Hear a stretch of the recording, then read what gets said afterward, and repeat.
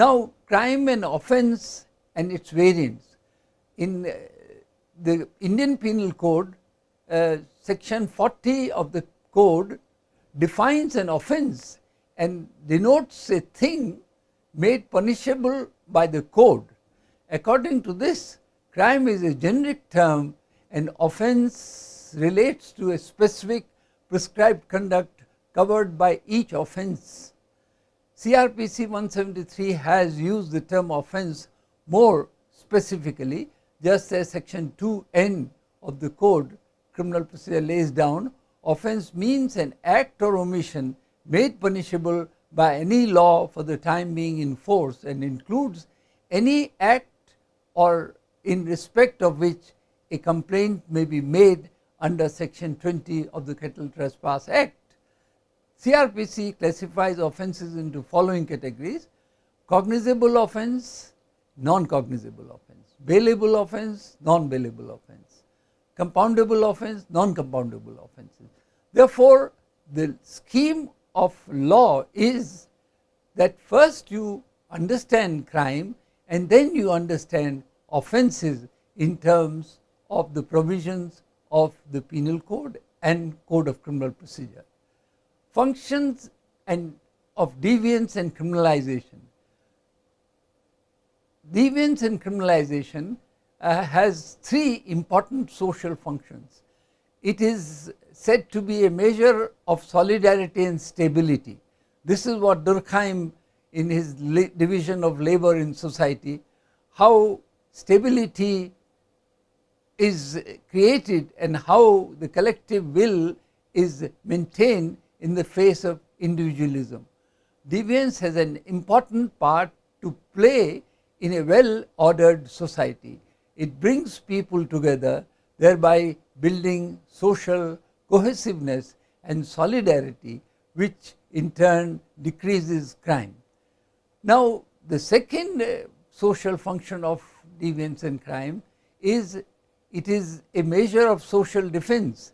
Individual who breaks the law needs to be controlled and punished, for they threaten the security and stability of the society. And third is crime beyond certain level can create a breakdown of community ties and rise in informal vigilante type protective responses. Now, the third social function of deviance and crime is it leads to social change. Durkheim argues that all social change begins with some form of deviance. Deviance can help a society to rethink its boundaries and move towards the social change, hopefully for the greater benefit of the group. Criminals therefore perform a crucial service in helping the law to reflect the wishes of the population and legitimizing social change. We give you a short summary of what we have discussed so far. We have been able to establish a distinction between the concept of deviance and the concept of crime. Deviance is a much broader concept and crime is a narrower concept defined strictly in terms of the penal law of the land. Conceptualization of deviance. Deviance is conceptualized by different scholars in our discussion, by Cohen, by Klinard, by Durkheim, and they try to define deviance in terms of its essential components. Deviance essentially means a behavior which is not in conformity with the norms set by the society by and large, and this is a deviation from the straight path set by the society. Therefore, concept of deviance is much broader essentially. Conceptualization of crime, on the contrary, is a narrower concept in terms of strict legal definition given, and that's why in the Indian Penal Code they have taken care of that by making a further clarification that out of crime they have taken out offense under section 40 of the Indian Penal Code. Offense says a offense is crime which is defined in terms of specific offense provisions of the Penal Code. Similarly, the Code of Criminal Procedure divides offenses into two categories: cognizable offenses and non-cognizable offenses. Cognizable offenses are those offenses for which there can be arrest without warrant, and non-cognizable offenses are those offenses for which there can be arrest only after magistrate has issued a warrant.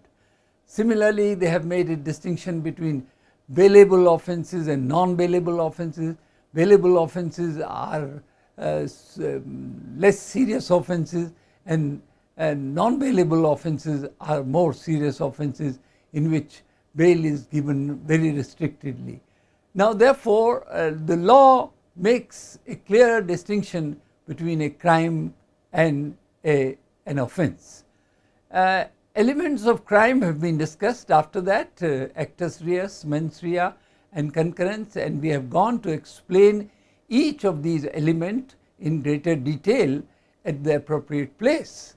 How each element works out in practice, that has been explained in earlier by us.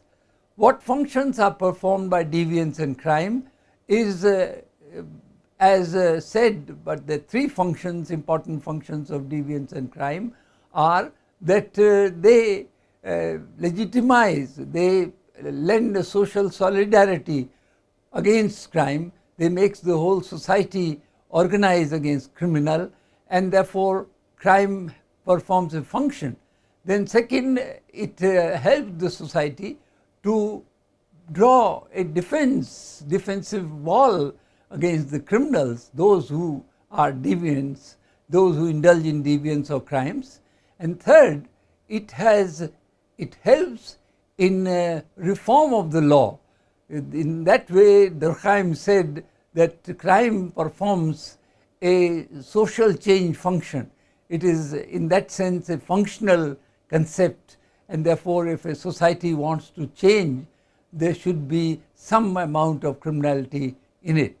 Now, how this learning, deviance, crime enriches learning about crime reality, therefore it makes you understand that crime is something which is treated as an evil, but this is a necessary evil which has some functional fallouts and which makes the society stand for certain values, and rule of law is enriched by the understanding about the concept of deviance and crime in the reality. Now, final conclusion to this sector is three. The concept of deviance is much broader than that of crime, which refers only to non-conformist conduct that breaks a law. Crime is likely to become more prevalent as globalization facilitates the rapid transformation of people, goods, transactions across the globe. Organized crime, especially in relation to information technology, money laundering and internet fraud, are the new emerging forms of crime that the society seems to be grappling with. Thank you very much.